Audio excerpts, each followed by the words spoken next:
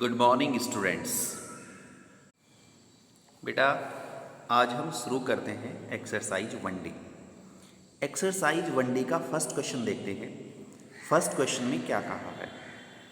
एवल्यूएट each of the following, निम्नलिखित में प्रत्येक को हल कीजिए। अब इस क्वेश्चन का पहला पार्ट है 16 टू द पावर 1/2। तो इसको हमें किस प्रकार से हल करना है, कैसे इसको सिंप्लीफाई करना है। तो सबसे पहले हम 16 के प्राइम फैक्टर्स करेंगे।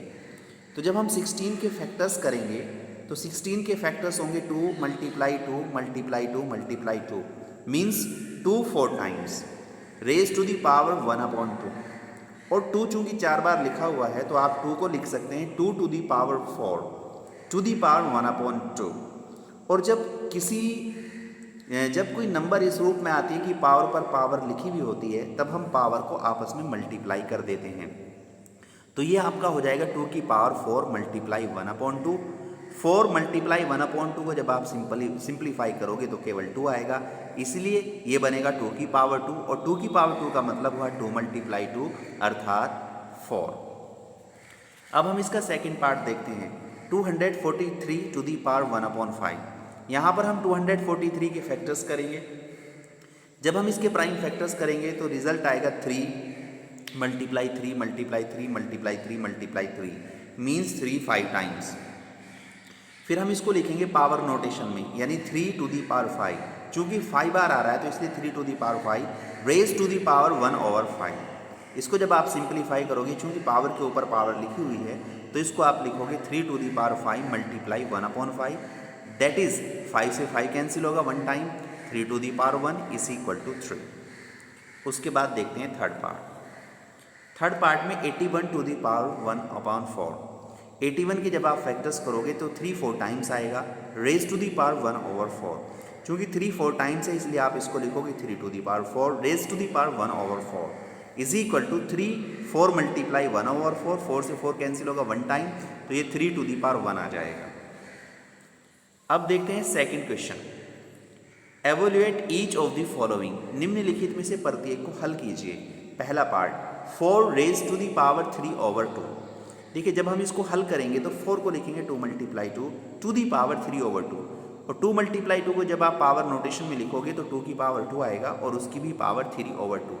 यहाँ पर भी पावर के ऊपर पावर लिखी हुई है इसलिए पावर आपस में मल्टीप्लाई हो जाएंगी। तो 2 की पावर 2 मल्टीप्लाई 3/2, 2 से 2 कैंसिल हो जाएगा, 2 की पावर 3 बचेगा। और 2 की पावर 3 आपको मालूम ही है 2 मल्टीप्लाई 2 मल्टीप्लाई 2 बराबर 8 आ जाएगा। उसके बाद देखते हैं नेक्स्ट पार्ट 625 की पावर 3/4। 625 के जब हम प्राइम फैक्टर्स करेंगे तो 5 जो है 4 टाइम्स आएगा रेज टू दी पावर 3/4। अब 5 4 टाइम्स लिखा हुआ है, आप इसको पावर नोटेशन में लिख दीजिएगा 5 to the power 4 to the power 3/4। यहाँ पर भी पावर के ऊपर पावर लिखी हुई है इसीलिए आप इसको लिखोगे 5 की पावर 4 मल्टीप्लाई 3/4। 4 से 4 कैंसिल होगा, केवल बचेगा 5 की पावर 3। और 5 की पावर 3 को आप 3 बार मल्टीप्लाई करके लिख सकते हैं, आपका रिजल्ट आएगा 125। उसके बाद थर्ड पार्ट देखते हैं 81 टू दी पावर 3/4। स्टूडेंट्स इस पार्ट को आप स्वयं करेंगे, ये आपके लिए है। क्वेश्चन नंबर 3 देखिएगा। क्वेश्चन नंबर 3 में कहा है कि सिंप्लीफाई कीजिएगा, सरल कीजिएगा। तो पहला क्वेश्चन देखो 3 to the power 1/3 into 3 to the power 2/5। यहाँ पर अगर आप ध्यान से देखेंगे तो जो नंबर्स पावर नोटेशन में लिखी हुई हैं उनको आपस में मल्टीप्लाई किया गया है, और जो नंबर पावर नोटेशन में लिखी हुई हैं उनके बेस समान है। यहाँ पर बेस 3 और यहाँ पर भी बेस 3 है। In case when bases are same power should be added. जब बेस सेम होते हैं तो पावर को जोड़ा जाना चाहिए। तो यहाँ पर हम पावर्स 1/3 और 2/5 को आपस में ऐड कर देंगे, तो ये बनेगा 3 टू दी पावर 1/3 प्लस 2/5।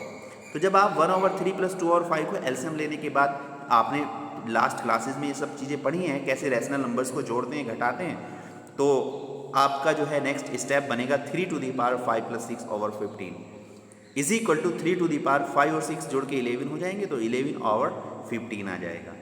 अब इसका नेक्स्ट पार्ट है, ये पार्ट आपको स्वयं करना है, डू योर सेल्फ।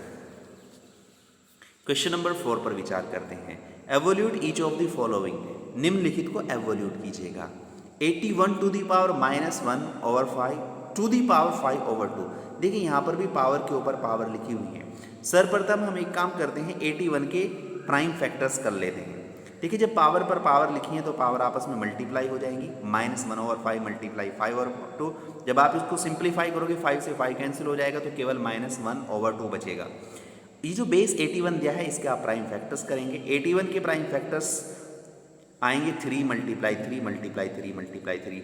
इसको आप 3 टू दी पावर 4 लिखोगे, 4 टाइम्स लिखोगे, टू दी पावर -1/2। फिर आप इसको सिंप्लीफाई करोगे, फिर वही केस बन गया, पावर के ऊपर पावर लिखी हुई है। मैंने आपको लास्ट लेक्चर में बताया था कि किस प्रकार के एक्सपोनेंट्स के जो लॉज हैं काम करते हैं, तो वो आप उस लेक्चर को ध्यान से देखेंगे। तो ये हो जाएगा 3 टू दी पावर 4 मल्टीप्लाई -1/2। यहाँ पर जब 4 मल्टीप्लाई -1/2 को सिंप्लीफाई करोगे केवल -2 आएगा।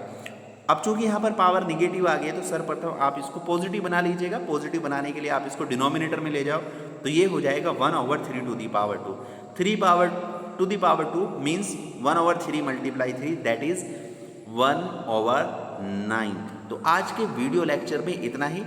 बाकी शेष इस एक्सरसाइज में जितने भी क्वेश्चंस हैं, चूंकि किताबें आपके पास है, आप लोगों ने सिलेबस परचेज कर लिया, बाकी के क्वेश्चंस आप सेल्फ अटेम्प्ट करेंगे। अगर किसी क्वेश्चन में कोई समस्या है तो वो मेरे पर्सनल व्हाट्सएप नंबर पर सेंड करके पूछ सकता है, मैं उसको क्लियर करा दूंगा। धन्यवाद।